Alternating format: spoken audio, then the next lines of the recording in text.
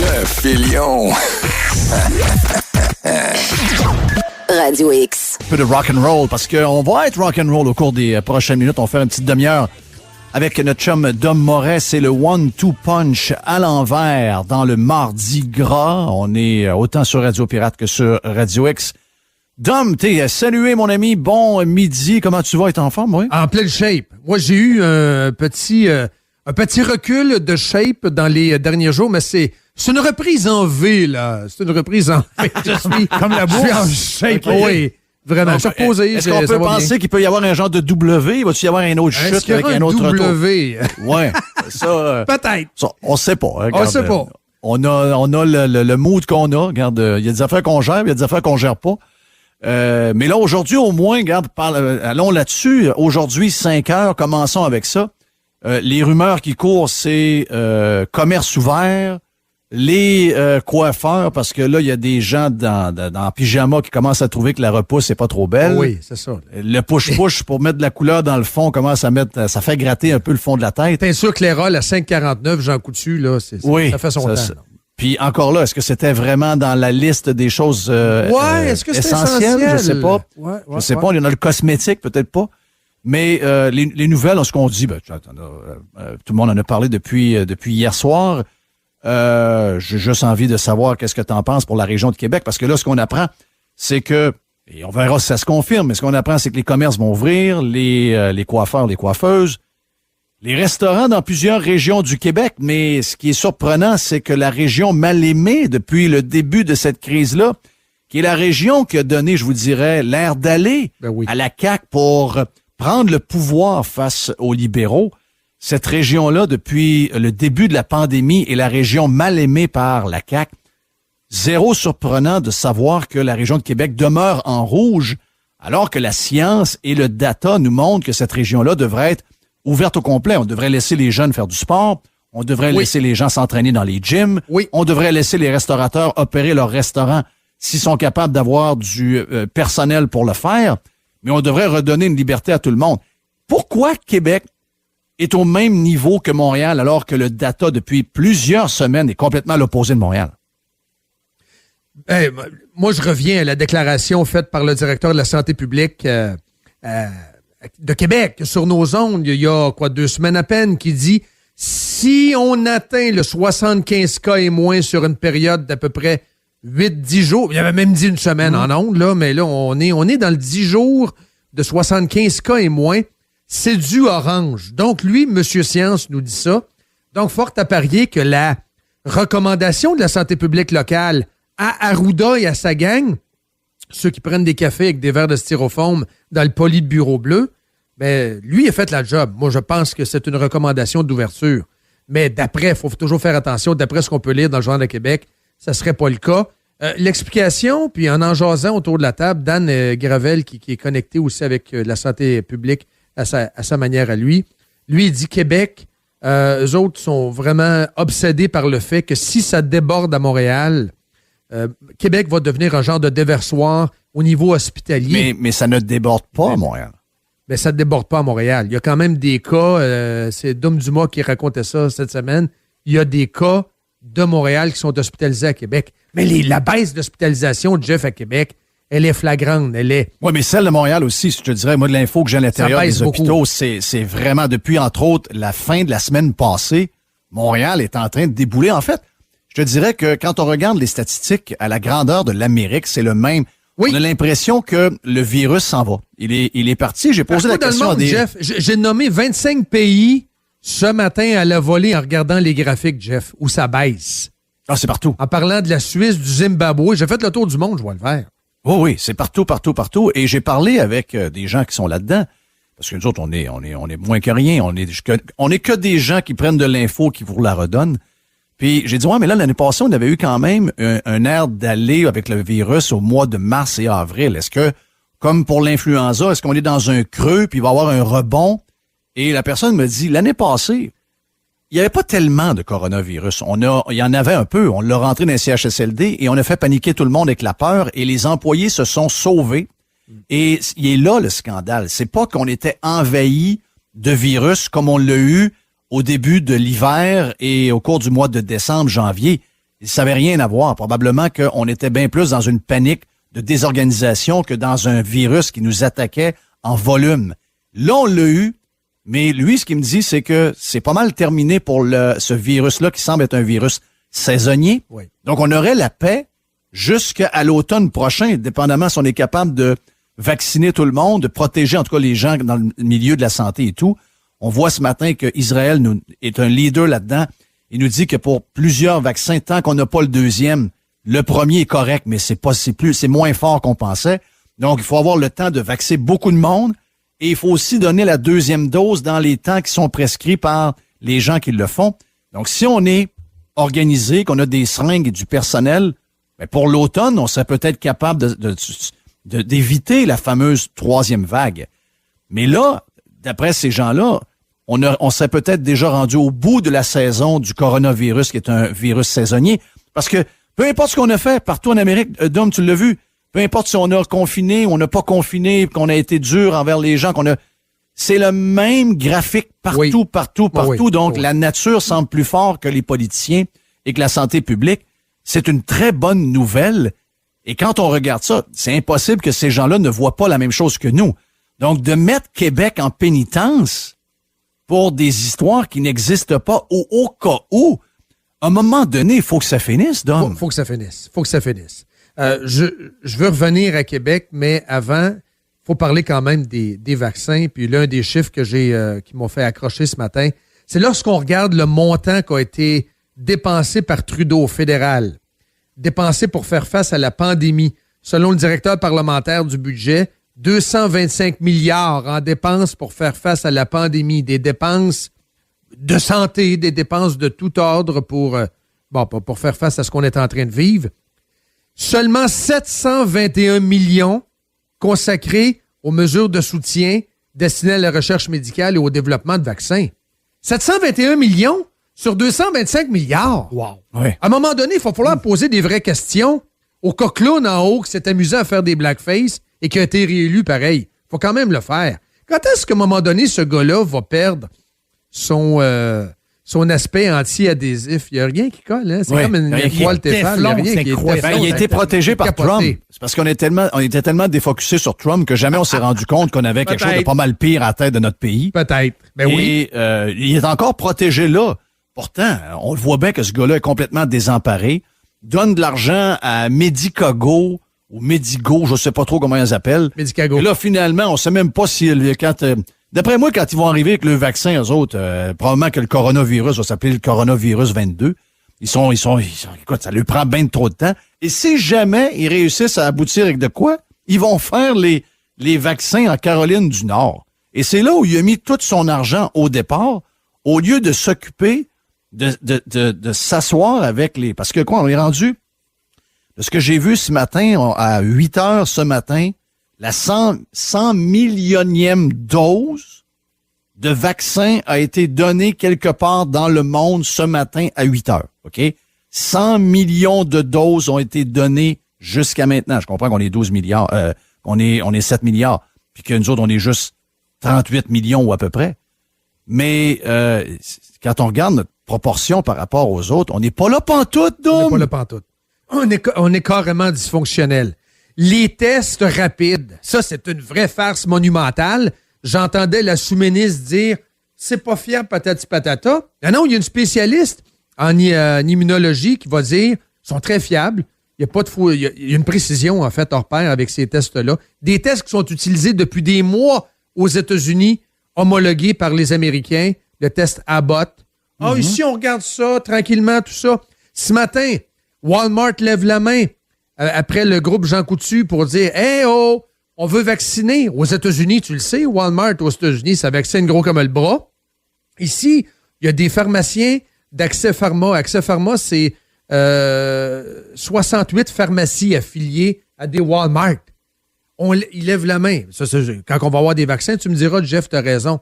Sauf qu'à un moment donné, quand ça va débourrer, ça va débourrer. Là, on signe des ententes à gauche et à droite. Les livraisons vont arriver. Pas de deal avec Walmart. Pas de deal avec Jean Coutu. Les machines à bottes pognées d'un entrepôt. Mal organisé. C'est mal organisé. OK, ma question à la fin. ma question que j'ai déjà posée, mais je te repose pareil. pour les besoins de la cause. Mais non, mais sont-tu... Y en a-tu, d'après toi, là-dedans, qui veulent pas que ça finisse? Ben, qui veulent pas que ça finisse. Tu sais, moi, je peux pas présumer de la malice. Moi, je pense plutôt que c'est de l'incompétence profonde et crasse. Moi, je crois pas malicieusement, Jeff, que des gens décident dans les bureaux qu'on va étirer la sauce. Il y a un COVID show qui a été tiré au plan politique. On peut en reparler tantôt si tu veux. L'histoire de Jolin Barrette et tout ça. Il y a des gens qui veulent surfer sur le COVID show en faisant la promotion du Pidja Parlement, de la démocratie zoomienne sur Zoom, c'est extraordinaire sur Zoom. Ça, oui, il y a le COVID show de la planche de surf. On veut surfer là-dessus. Mais moi, je peux pas croire... Ben, moi, je parle inconsciemment. Je ne dis pas qu'il y a un plan. Ouais. Je dis inconsciemment, est-ce qu'il y a vraiment une urgence dans la tête de plusieurs de nos décideurs pour que ça reparte comme avant? Moi, je sens pas ça. Moi, je pense qu'on n'est pas bon, Jeff. L'histoire, c'est qu'on est carrément pas bon à la base. Oui, c'est sûr, il y a ça Cette aussi. semaine, on nous l'a illustré. Dans les 25 dernières années, les fameuses tentatives du dossier santé informatisé. On a parti ça. Puis moi, je me souviens, en 98, je suis rentré à TVA sur Miran. J'ai fait un reportage là-dessus. La porte-parole de la RMQ, c'était Nathalie Pitre, l'ancienne de TQS. J'ai fait un entrevue avec, je me souviens comme si c'était hier. J'étais à la RMQ. Moi, je suis rassuré, c'est Éric Kerr qui a l'air en tête de ça. Les gags. Tu le sais que j'aime les gags, Jeff. Tu le sais que j'aime les gags. Une solution médicale pour que nos dossiers soient dans le cloud. Hey, my God. Non, regarde, c'est... Peux-tu, pour 3 milliards? Ouais, OK. C'est Parce des que là, cabochons. C'est à l'image du panier bleu. Ça va être dans un site WordPress. Ça va être quoi, patente? Oui, c'est ça. Et les spécialistes, mais les vrais de l'informatique, eux autres, ils salivent. Les consultants de Microsoft, eux autres, ils salivent. Moi, je regarde les appels d'offres. La gang CGI, Ben oui, donc. Mais les appels d'offres, moi, je regardais ça beaucoup à l'époque, je faisais plus d'enquêtes, là. Le service d'appel d'offres informatisé, etc. Le fédéral comme le provincial, les appels d'offres, c'est une vraie farce. On va renouveler tel logiciel qui est plus bon, la SAQ, la SAAC. Je veux dire, c'est du pareil au même. C'est une dysfonctionnalité sans bon sens. Et là, ce matin, on se rend compte qu'on est dans un bien drôle de film. C'est quasiment Magical Mystery Tour, le film poche des Beatles, où ça te prenait un acide pour comprendre le scénario. Ce qui se passe. Le PQ défend les gyms, what the heck? Mais non, c'est ça. Oh, Le plus grand parti d'intellectuels de l'histoire du Québec. Il y a du monde en 1976, Jeff, dans le Conseil des ministres, qui s'endormait en lisant de Larousse, puis le petit Robert. Là. Je veux dire, c'était des têtes. Aujourd'hui, ils défendent ceux qui ont des pipes. QS, croyez-le ou non, oui, Manon arrive avec des idées weirdo de temps en temps. Qu'est-ce que tu veux? C'est des extrémistes gauchistes. Mais il y en demeure pas moins que Jeff, que celui ou l'un de ceux qui a le plus défendu le peuple, c'est GND. Je vois le vert. GND qui fait des sorties pour défendre, mettons, les profs, les jeunes des écoles, l'aération, etc. Je veux dire, c'est capoté, là. C'est capoté. Et t'as la CAQ qui se dépeignait comme étant le parti du peuple, qui, eux autres, veulent s'en aller à la maison. C'est la conciliation travail-famille. Moi, après la pandémie, je m'en vais dans mon sous-sol sur Zoom, puis on joue au Parlement, toute la gang. Oui. Le Parlement à Québec, on a construit pour je sais pas combien de dizaines de millions. Finalement, on n'a plus besoin. Hey. Puis aller à Québec, anyway, c'est... On sait pas ce qui peut arriver. Je peux tomber en amour avec mon attaché de presse puis me ramasser dans le mouvement MeToo. Donc, je suis aussi bien chez nous en pyjama. Puis le restaurant est fermé. Proche de ma femme et mes enfants. Le restaurant est fermé. C'est plus intéressant. Oui, c'est ça. Ouais. L'atelier est fermé, on peut plus y aller. La grande allée est plus plate qu'avant, donc on va rester chez nous en pitch. Je peux plus me faire décortiquer mon homard. Ah, finalement, ma femme est pas si pire, puis ça va me coûter moins cher de pension alimentaire. Oui, c'est ça. Je vais rester dans le sous-sol puis être au deuxième. Finalement, je la vois pas. Elle est sur Zoom et Lucie avec sa patente. Hey, la réconciliation du pareil. travail et de la famille, c'est-tu une autre affaire, Ah ça? non, ça, c'est très, très élastique. Là. C'est plus élastique qu'un élastique de bungee, cette affaire-là. Là. La Là, ils vont conciliation devoir prendre un discours travail-famille. sur la vie de leurs grands-parents ou leur arrière-grands-parents avec 18 enfants. Pas de lave-vaisselle, la poule qui court en arrière puis que t'as pas de souper de prêt puis il est 3 heures. Les gars Elle partaient n'est pas encore égorgée. Les gars partaient dans le bois 3 mois travailler pour travailler l'hiver dans Il le n'y avait bois. pas beaucoup de... Moi, c'est ça, Ouais. Il y a beaucoup- les il y a frères beaucoup de mon tendresse. père...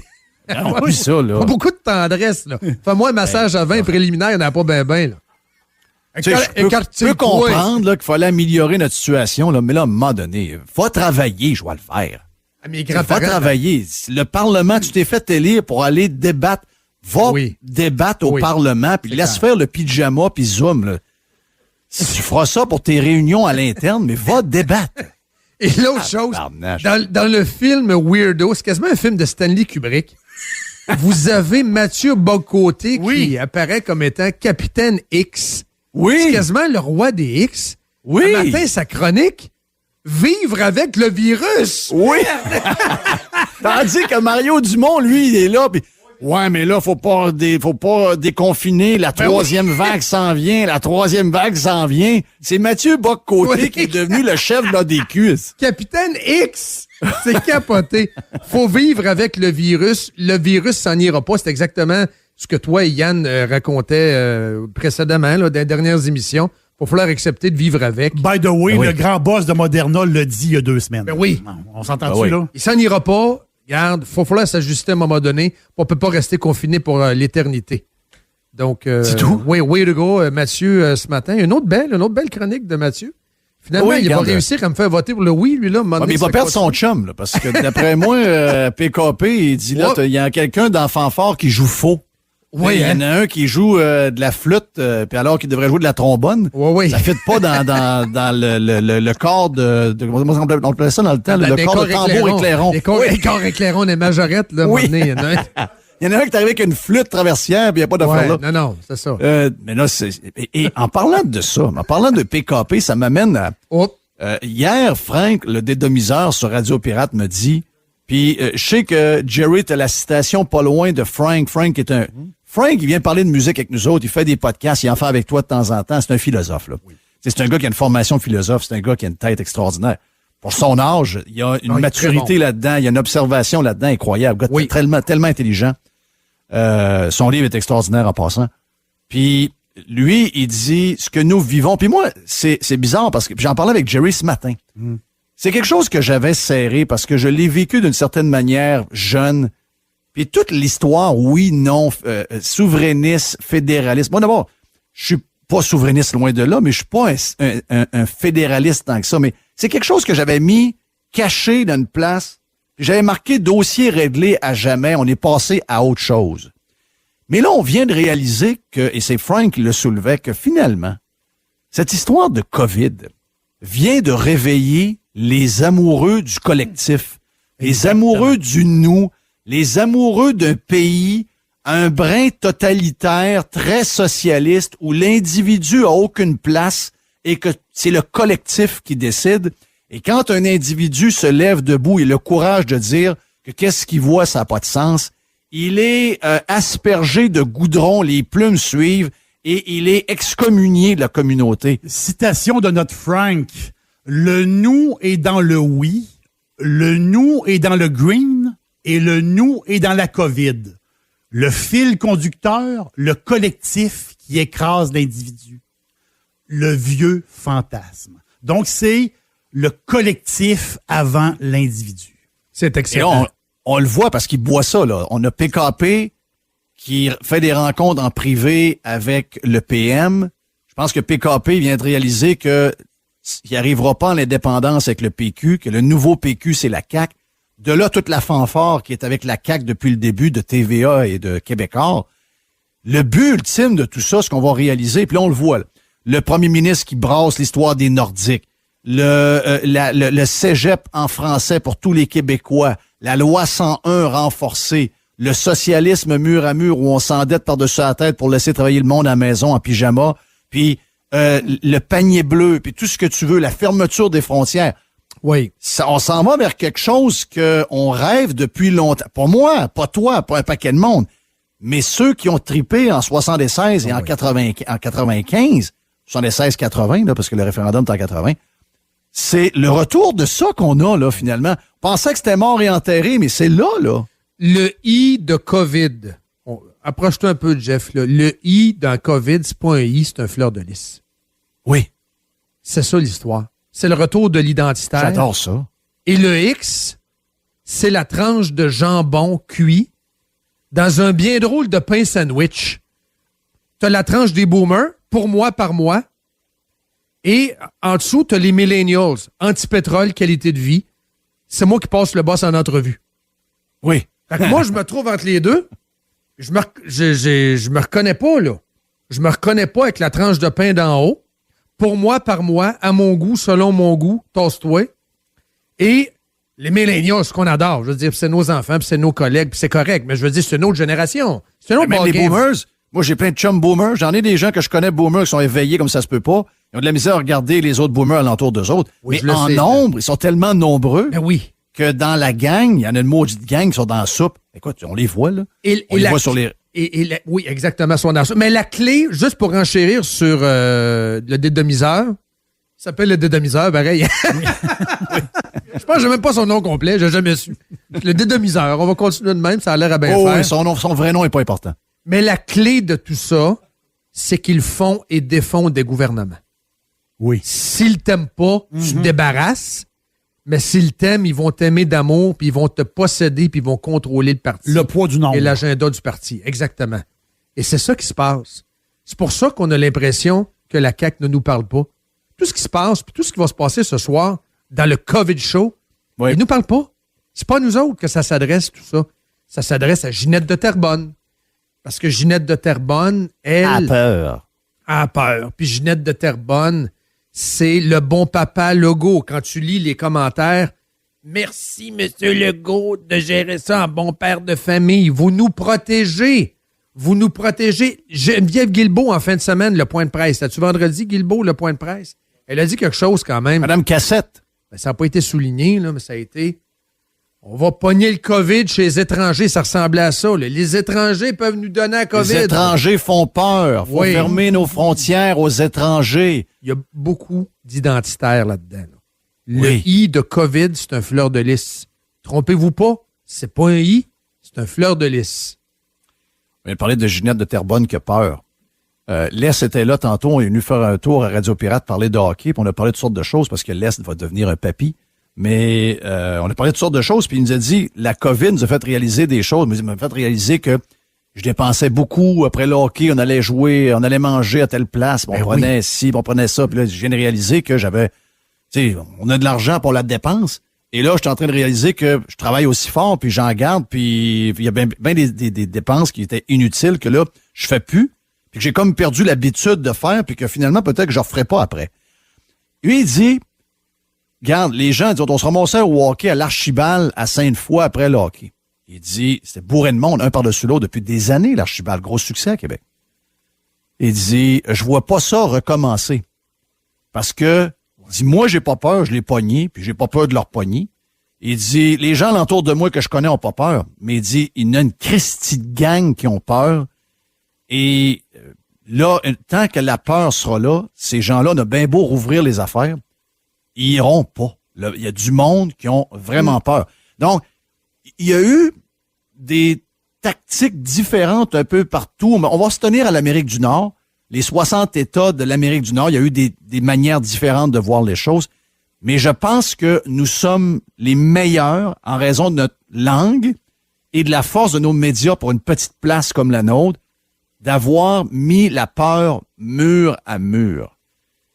Si, mettons, on ouvre les restaurants, si, mettons, on a une surprise et que le restaurant ouvre, on dit qu'il y a les restaurants ouverts partout au Québec, sauf Montréal et Québec. Mais mettons qu'ils les ouvrent à Québec parce que le data montre qu'il faut qu'ils les ouvrent.